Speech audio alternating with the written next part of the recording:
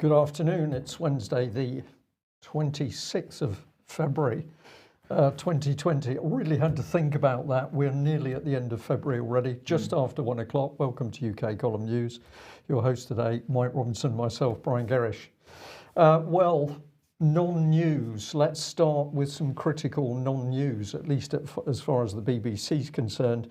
And if you take a look at their website today, the one thing that you can't see anything about is, of course, the ICSA child abuse report. So in the last couple of days, we've had information coming out from ICSA. It drifted across the BBC very, very briefly. It didn't get any prominence. And now, as we can see from the BBC's website, this is a non-subject. It doesn't really exist. And it's pointless looking to the BBC to protect children from abuse in UK. Just to echo that, the Today programme this morning, it got the last 10 minutes of the programme. So this is the flagship news programme on BBC or on British media. Begins at 6 a.m. in the morning, so 3 hours of news in the morning, and the last 10 minutes was that. Yeah, Radio 4 at 10 o'clock last night was talking about coronavirus. It was talking about Egypt. It was talking about a variety of other topics without a mention. So the BBC, true to form, not interested in getting to the bottom of the abuse of children in UK. Of course, itself culpable, guilty of covering up the Jimmy Savile episode. BBC is not going to talk about institutional child abuse and child abuse in Westminster. So how's the story progressed? Well, some of the media have talked about it, but what we've seen very, very clearly is that the whole emphasis has now moved across onto the Lib Dem peer, Lord Steele. He's implicated in as much as the evidence tends to indicate that he knew, but he didn't take the right action. He's now stepped down because he said, if I don't step down, then I've got both support and criticism within the party, and I don't want to cause internal problems, so I'm going to step down from the Lords and quietly retire. But what can we see? Well, the whole focus has now drifted across onto Lord Steele. We're not talking about the perpetrators of the child abuse. We're not talking about how that child abuse was covered up. But at least Sky News, in contrast to the BBC, did have something to say. It said that ICSA said MPs, including Smith and Peter Morrison, were protected from prosecution.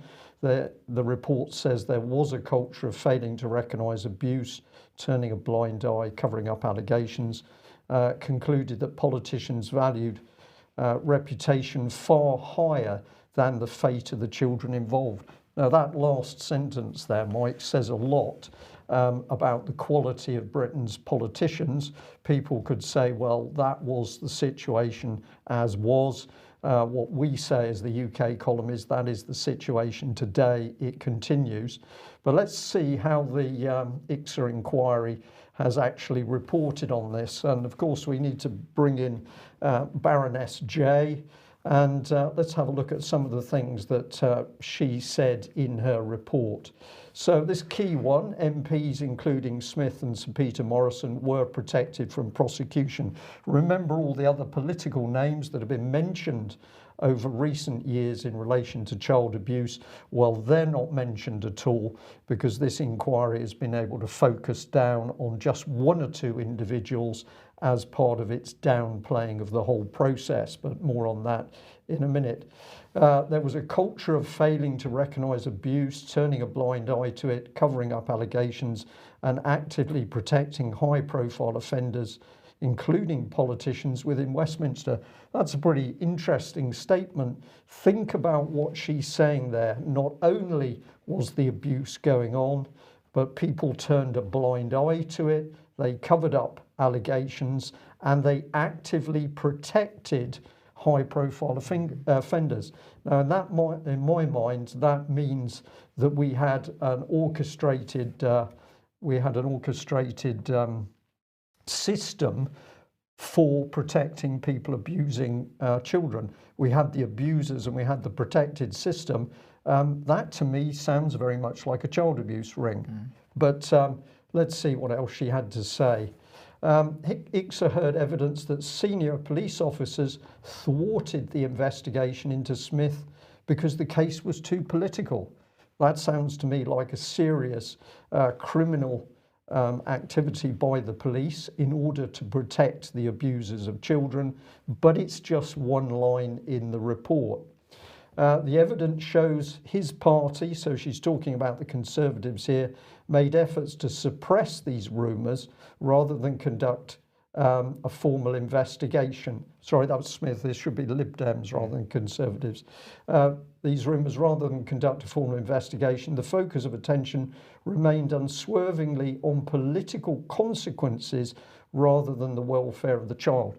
So this is being forced home that the political parties more concerned about protecting children, more concerned about protecting their reputation than the children.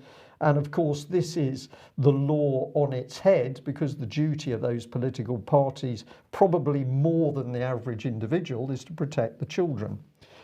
She goes on, Peter Morrison was protected as a member of the establishment. Well, that's pretty clear cut. And that is repeated several times in the report. So I've put that up just to emphasize the constant focus on these two. They're the only thing that they talk about. And this statement is reported several times, and the reputation one is reported several times. So here we are. A consistent pattern emerged of failures to put the welfare of children above political status, although we found no evidence of an organised network of paedophiles within government. This is all good, but the report itself describes the actions of that very government paedophile network. There were active child abusers in Westminster. They were protected by powerful political and establishment figures.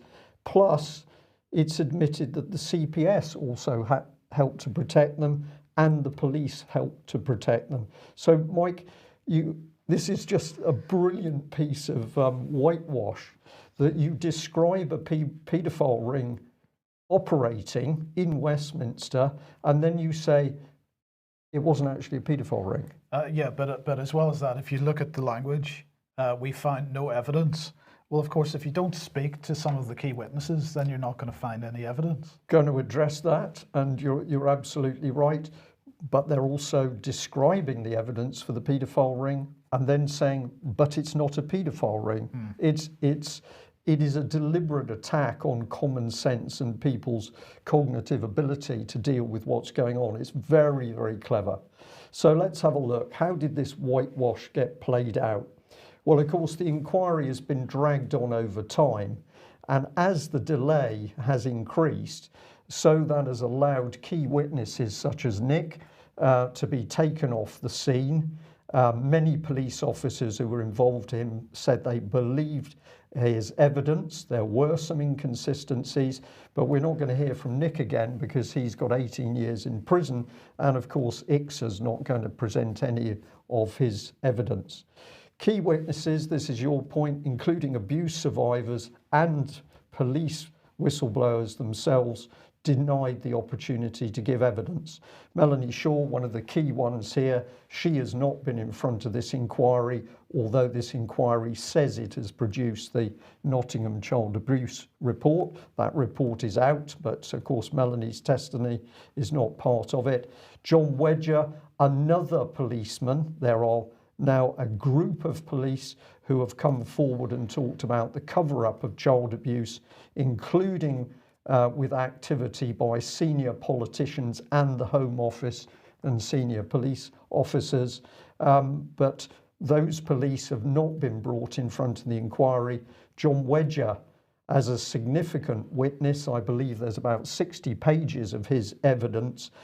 He is not included in this part of Jay's report on Westminster, even though his evidence specifically says that senior politicians in this day have been covering up the abuse of children. And of course there are other survivor groups out there that have refused to take part. It wasn't that they weren't invited, but they actually refused because they understood exactly what type of inquiry this was. Yes. They were looking for a proper judge-led investigative inquiry rather than a cover-up, so they refused to take part. Indeed. Well, let's carry on. Of course, what was done and is continuing to be done is the division of the inquiry sessions into secret chambers, where we've had the live cameras turned off. We've got the public excluded. Baroness J said herself that she was going to have special rules for dealing with the investigation into Westminster, but the reasons for those rules never fully explained to the public. So on it goes. Well, of course, complete ignoring, thank you, of all of the police investigations around Prime Minister Edward Heath. So we know that very brave senior police officer Mike Veal did that investigation into Edward Heath and said that he believed that had he still been alive, he would have had to answer questions about the abuse of children. This doesn't figure in any of Jay's investigation into Westminster. And she's declared evidence for a protected Westminster political and established paedophile ring, but then describes it as not a ring. This is just incredible. And of course, they then choose an easy scapegoat, which is Lord Steele, to take the blame and distract the media. So the abuse of the children, the suffering of those survivors just completely dropped from public view, whilst everybody starts to feel a little bit sorry for Steele. So we just put her face back on the picture. There was and is no Westminster child abuse ring. We disagree. We say that ring is still in post. It's still exerting power over people trying to come forward and warn about the abuse of children. But we've got to give Baroness J credit, because this is a masterpiece of a whitewash, an absolute masterpiece. We've got more to report, and I'll just add that Melanie Shaw would like to thank people who are giving her appropriate, quiet, measured, professional support. She'd like to say thank you very much for that. We'd like to say thank you very much to the lady who has driven over 10,000 miles in the last 18 months to help support Melanie Shaw. Can't report more on that at the moment, but hope to in the coming weeks. Okay, well, good news, Brian. Boris Johnson is launching a review to define the UK's place in the world. It's called the Integrated Review. This is fusion doctrine in action. And what are they saying about it? A wide range of foreign policy and national security experts inside and outside government will be involved to ensure the UK is equipped to meet the global challenges of the future.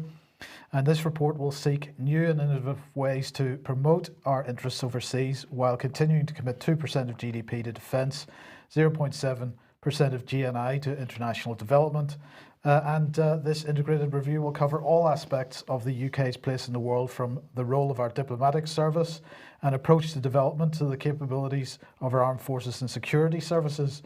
And it's going to be policy-led. It's going to go beyond the parameters of a traditional review by considering the totality of global opportunities and challenges the UK faces, and determining how the whole of government can be structured, equipped and mobilised to meet them. So, Brian, this looks to me like a significant restructuring of just about everything. Foreign policy, defence, security services, whole of government. So they're going to look at how they tackle serious and organised crime. They're going to look at how they can better use technology and data to adjust to the changing nature of threats we face, from countering hostile state activity to strengthening armed forces. So that's this so-called grey zone. There is no difference between war and peace attitude. And they're going to look very seriously at how the procurement process used by the armed forces and other security services. And they're going to look at an integrated offensive hacking capability. And of course, this is something that they've talked about for a little while, but there's been a big fight between the Ministry of Defence and GCHQ because who's going to be ultimately responsible for that? Since the previous 2015 review. So here's what Boris had to say. He said, as the world changes, we must move with it. Our integrated review launching today will ensure British foreign policy is rooted firmly in our national interests now and in the decades ahead. He said, I'm determined to lead a government that delivers for our people, both at home and abroad. The UK institutions' expertise, leadership and values are renowned around the world. We cannot rest on our laurels, and we must do more to adapt. I'm feeling very patriotic at this moment, Brian, because Boris just does it for me. Well, I'm very pleased for you, Mike. Yeah. I'm glad he does it for you, because I think what we've got is one of the most dangerous prime ministers in our history is now in post. He's running a government which is nothing to do with the democracy of this country. And we are now starting to see this government of occupation reveal itself into where it's going, and this is something very dangerous, I think. Well, indeed. Now, this review is going to report to the Prime Minister directly, it says, and it's going to be supported by a cross-Whitehall team in, well, now, who is it going to be supported by? Let's have a look. Sir Alex Ellis, he is in charge of it. Now, this is quite interesting because Alex Ellis joined the department for exiting the European Union as Director General in January 17. So he is one of the key people responsible for the Theresa May deal. He is one of the key people that was working within the civil service to try to keep us in the European Union. He has extensive experience in the EU, mainly in Brussels, as a member of the Cabinet of the President of the European Commission. And in that role, he had responsibility for energy, climate change, competition, development, trade and strategy. And before that, he worked as the UK representation to the EU, particularly on the negotiations to establish the euro, on the 7-year EU budget, and then on institutional issues, including the Treaty of Nice. So this looks very much like an EU person, a Remainer, absolutely in charge of the restructuring of government. Who will he report to? Well, he's going to report to Mark Sedwill, of course. Mark Sedwill, the head of the National Security Council, and of course, head of the Civil Service and the Cabinet Office. And there's going to be a nice little Cabinet Office team to support Sir Alex Ellis in this operation. So what are they saying? It's going to be a small team in Downing Street as well, but it's going to be comprised of experts from inside and outside the civil service. Departments across Whitehall will input, including the Foreign Office, Ministry of Defence, Department for International Development, the Home Office, the Treasury, and the Department for Business, Energy and Industrial Strategy. And decisions on the review will ultimately be made by the National Security Council, which of course has Mark Sedwill as its head. So there we go. This is a Soviet model, Mike. What we're seeing put together here, in my opinion, is a Soviet. We're going to call it a Soviet. Immensely dangerous, because the state is now fully in bed with the security services. You can't divide the two. Absolutely. Now, another announcement from the UK government today. Good news. Britain is now committing to new nukes. New nuclear warheads. This is good news, but of course it wasn't such great news for the government, because they've had to announce this today because the US blabbed about it last week. So this is what the Ministry of Defence had to say. They said, our independent nuclear deterrent is essential to defend the UK and our North Atlantic Treaty Organisation allies against the most extreme threats to our national security and way of life. So that's fantastic. So as we said, this was blabbed last week by Admiral Charles Richard, who was speaking to a Senate defence hearing, and he said that basically pre-announced that the UK was going to be doing this. He said this effort will also support a parallel replacement warhead programme in the United Kingdom, whose nuclear deterrent plays an absolutely vital role in NATO's overall defence posture. Well, it isn't going down too well with some opposition parties. Here's Ed Davey. And he had this to say: it's totally unacceptable that the government seems to have given the green light to the development of a new nuclear weapon technology with zero consultation and zero scrutiny.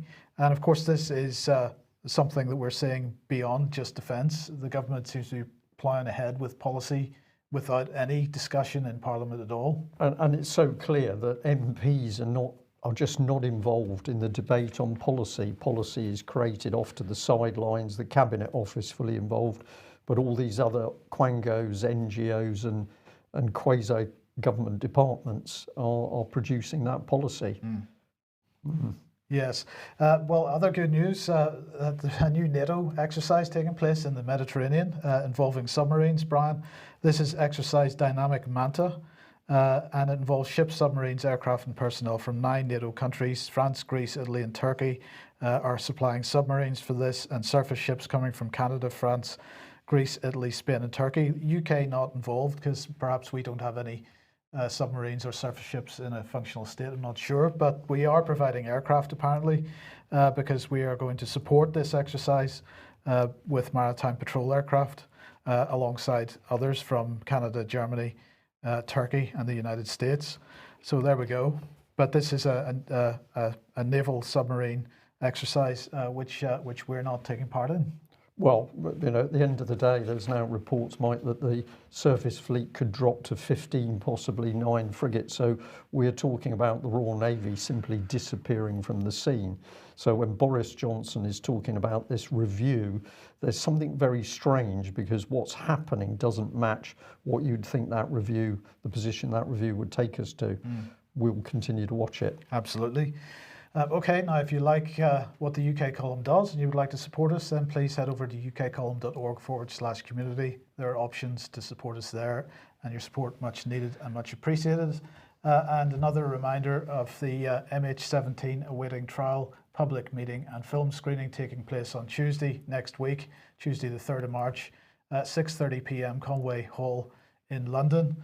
And of course this is discussing the challenges, or at least challenging the EU-NATO version of events around the shooting down of MH17 in 2014. And I'll just mention that a couple of people have asked why we haven't been covering the Julian Assange trial this week.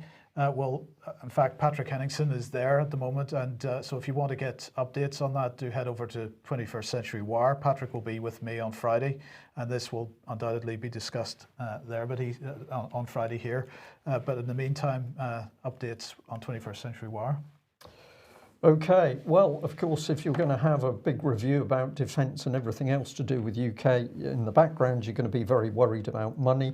And let's enter with a BBC, really, it's a fake news story, because is this really news? Or what are we talking about? Well, the headline is Budget 2020. Chancellor must raise taxes in his first budget, says IFS. Well, what's IFS? That's the Institute for Fiscal Studies. So this isn't really an analysis, an article by the BBC. This is an advert by an organisation which calls itself the International Fiscal Studies Institute, Fiscal Studies. And what's the meat of it? Well, the Institute suggested that all of the plans the government's got will not be possible without increasing taxes. So there we go. This is how the BBC puts together a created story. It's not about BBC reporting, it's about what the Institute for Fiscal Studies has to say. Well, we took a look at them. We've had a look at them before, but let's remind ourselves. The good news is it's a not-for-profit institution, it's a registered charity, and it's a company limited by guarantee, so that's all good. And the aims of the Institute laid out in its memorandum and articles are to advance education for the benefit of the public by promoting on a non-political basis the study and discussion of and the exchange and dissemination of information and knowledge concerning the economic and social effects, stay with me, and influences of existing taxes, proposed changes in fiscal systems and other aspects of public policy, in each case whether in the United Kingdom or elsewhere in the world. So hopefully most people have got all that. It's for the benefit of the public, please don't forget that. And I know what you wanted to ask, Mike, and of course it's true, it's independent. This is the most important thing to understand. This organisation is independent. So how independent is it? Well, of course it's very independent. Let's have a look at how that works. Well, from their website we can have a quick look at the structure of the people running it. We've got a president, we've got an executive committee chair, secretary, executive committee members, council members, on it goes, but the good news is they're all independent. So let's see how that works. Well, here we've got the Executive Committee Chair. He's former Bank of England, former Morgan Stanley, former Treasury Advisor, and he's supported quite nicely by Executive Committee members and Council members who come from the Treasury and the Bank of England itself. So that is all totally independent, of course, of the Bank of England and the Treasury. Even though it says it's not, they are independent. And then we bring in a mass of global accountancy firms. So we've got Price Waterhouse, we've got Ernst & Young, we've got a whole range of those. Now, what's the job of those companies? Their job is to run the accounts of global companies so they pay as little tax as possible. But those are also independent people. They must be, because they're working for this independent organisation. And we've got a £1 trillion hedge fund in the middle. Not sure why that's there, but I think they're there for the benefit of the public, Mike. Right. So that's good. And what else have we got? Well, we've got regulatory bodies protecting big business from regulation. So that's obviously in the public interest. And then we've got government departments working for transparency and integrity in business. So these are government departments, but not to worry, they're working to protect business interests. And we need to be able to deal with the statistics to show that what everything is happening here is for the benefit of the public. So to have the Office for National Statistics on board, or with a representative at least, is obviously a good idea. And you need lots of press and media coverage to make sure that when you put out a press release, the BBC is going to pick it up and run a major article, even though this is just the opinion from this organisation. So this is how the new style of communitarian government works in UK, and we're just so delighted that we've got charities like this who are independent, protecting the interests of the public.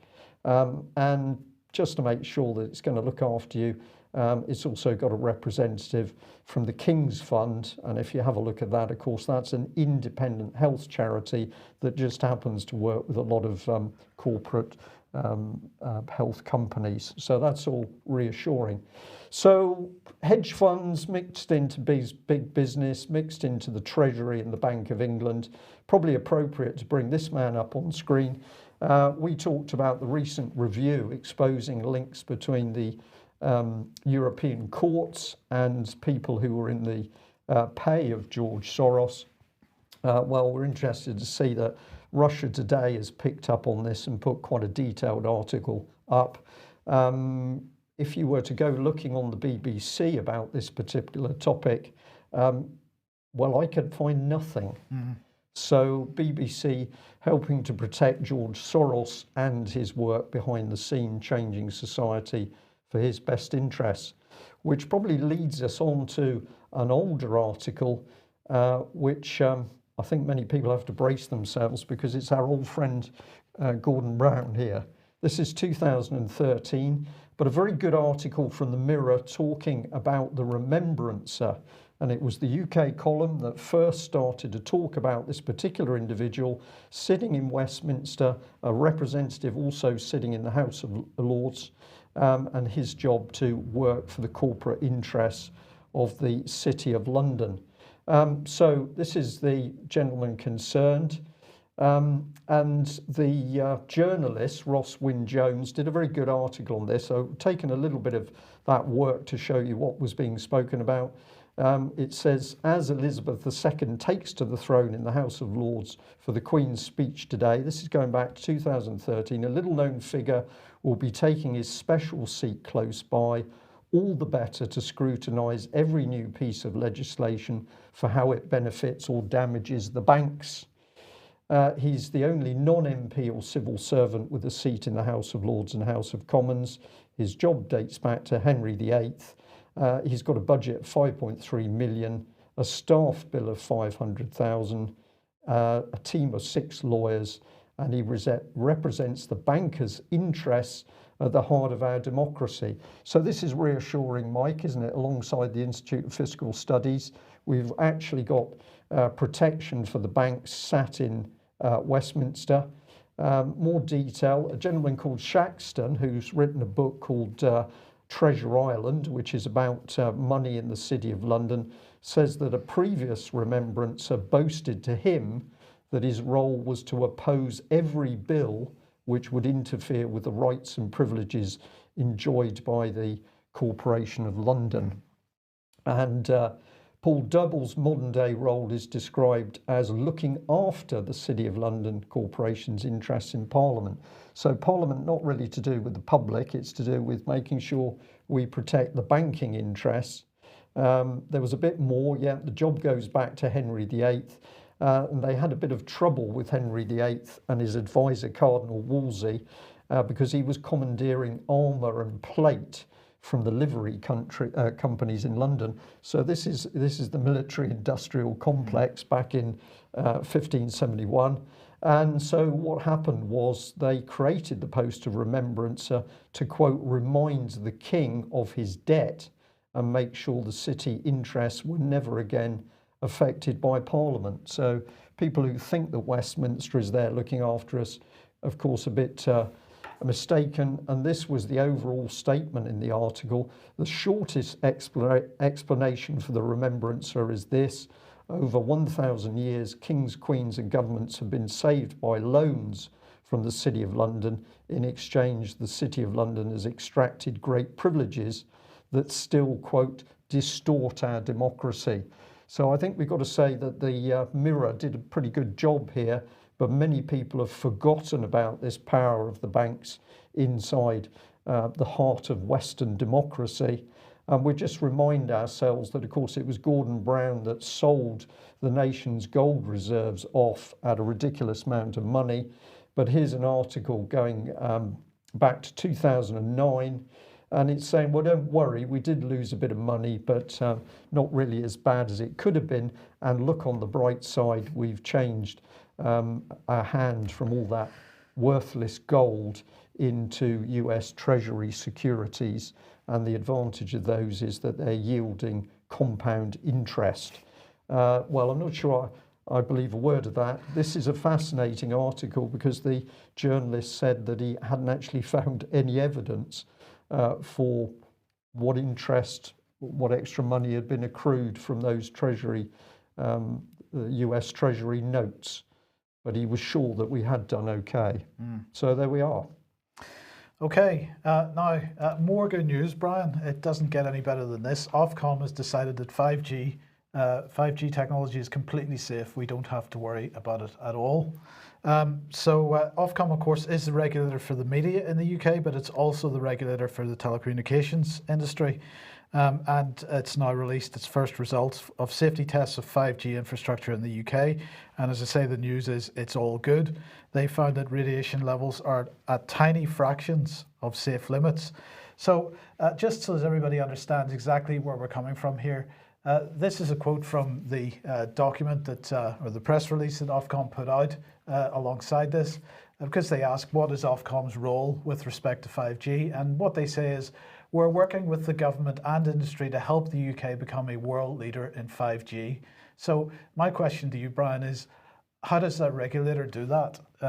Is that not a conflict of interest? Well, it's direct conflict of interest, Mike, but we're having a good look at Ofcom at the moment because, of course, one of their dubious relationships is directly with the BBC, and what we're seeing is that in meetings where Ofcom discusses issues to do with BBC performance and development and the growth of the BBC, you can have as many as 7 out of 10 of the people present are themselves ex-BBC, many of them on BBC pensions. So Ofcom, extremely interesting organisation, and I think the public need to really be digging into it. Okay, so let's dig into this a little bit. So this is one example of the documentation that they've released on this, so have a look at that. Mobile bands covered by this report, so from 700 megahertz up to 3.8 gigahertz, plus others. And when you look at the definition of others, that includes all other frequencies between 420 megahertz and 6 gigahertz. So the maximum frequency we're looking at here is 6 gigahertz. And if we look at one set of results, this is from Liverpool. This is location 1 in Liverpool. They give the coordinates there and the measurement time, and they show the percentage by comparison to the reference levels, the international reference levels for public exposure. And so they're saying that the total exposure that they detected was 0.0386% of the international reference levels. So that's fantastic. That seems very safe, doesn't it? But here's the thing. If we actually look at what 5G is, we're looking at really 3 sets of frequency bands. Coverage, what they describe as coverage, this is sub 1 gigahertz. Actually, in the UK, that's going to be 700 megahertz. And we should point out that Ofcom isn't auctioning this frequency range until later this year. I think in May that auction will be complete. So this frequency range isn't being used for 5G at the moment. So this is called the coverage layer. It provides wide area and deep indoor coverage. And in Europe, it's the 700 megahertz band. Then we come to the capacity coverage and capacity layer. This is 1 gigahertz to 6 gigahertz. And regulators have identified 3.4 to 3.8. This is European regulators, 3.4 to 3.8 gigahertz band for this. And then finally, we have the super data layer, which is 26 gigahertz. And this is so-called millimeter wavelengths. And this is really the area that all the 5G campaigners at the moment are expressing the most concern about, because millimeter waves are the most damaging potentially. And so this is above 6 gigahertz. But in the UK, it's going to be somewhere between 24.25 and 25.5 gigahertz band. Okay, so if we think back to what we saw from Ofcom's report a few seconds ago, they were only talking about the range from 450 megahertz up to 6 gigahertz. So we're not even talking about 5G in the ultimate destination, which because if we're talking about the this range here, this is really an enhancement of 4G. We might call it 4.5G. It's really pre-proper 5G, because it's only once we get the millimeter wave transmissions that we start getting proper 5G speeds as are being promised to us. And that's in this area around the 26 gigahertz as it's described. So as I say, we're really looking at 4.5G at this point. And so, before we get onto this BBC article, Brian, my point here is, what are we looking at? We're looking at a report from Ofcom saying it's all safe, but we're looking at a frequency range which is really an enhancement of 4G. They're calling it 5G for marketing purposes. And of course, that also allows them then to claim that it's no less safe. They don't say it's safe, but they're able to claim that it's no less safe than 4G. And therefore, it instills in people's minds, in the public's minds, that 5G is safe, when in fact the main 5G technology developments haven't even been rolled out yet. So you've got the public are being deliberately deceived, and then this is being used as a thin end of the wedge to help the marketing of 5G. That's what's going on, I think. That's what it seems to be to me. So here's the BBC's coverage of this from yesterday. UK's 5G network well within safety limits, Ofcom tests find. And in their coverage of it, they brought up Rory Cellan-Jones, mouthpiece for the industry, I have to say.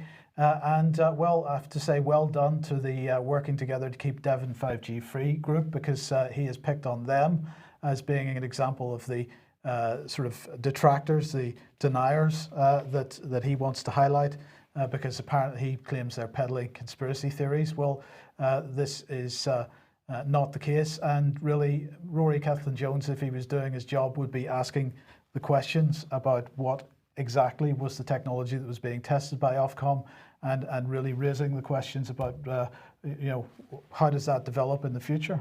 Yeah, well, what he's done there is the smear story. We've shown the BBC non-story over child abuse, but then what we've got there is the smear. So he doesn't go for the information that the 5G groups are putting forward in order to see how they're warning about the dangers of 5G. You smear them. And notice he brings in the coronavirus. If you heard the BBC last night, trying to create even more out of that story. There's a lot more to be reported, which we are going to cover. But now he conflates the 5G one in with that. He doesn't go through it in a logical sequence. But I wonder whether he'll be concerned as the 5G mast goes up in the BBC site in Plymouth, that's in Seymour Road, where we understand that is going to be one of the most powerful 5G transmitters. I hope he will be happy to explain to his BBC work colleagues that their health and safety is going to be put at risk due to the fact that the BBC can't do any proper investigation. And so the question is, what is Ofcom's attitude to EMF safety, the electromagnetic frequency safety, and in the 5G world? Mainstream media, the BBC, says that Ofcom's very happy with it, that it's all good. But are they absolutely 100% comfortable with it? Because alongside this this documentation that they've released about measurements that they took on one particular day, and by the way, if you measure on a different day, you may get different results, and if you use different equipment, you may get different results, and maybe the providers would be using a different power setting on the day that you go to measure rather as opposed to the day they measure. But nonetheless, they have launched this consultation, proposed measures to require compliance with international guidelines for limiting exposure to electromagnetic fields. And they're saying we're proposing to include a specific condition in Wireless Telegraphy Act licenses requiring licensees to comply with the relevant levels from the ICNIRP guidelines. This condition would apply to all equipment which can transmit at powers above 10 watts, including, for example, the licenses of mobile phone companies, TV and radio broadcasters, and point-to-point microwave links.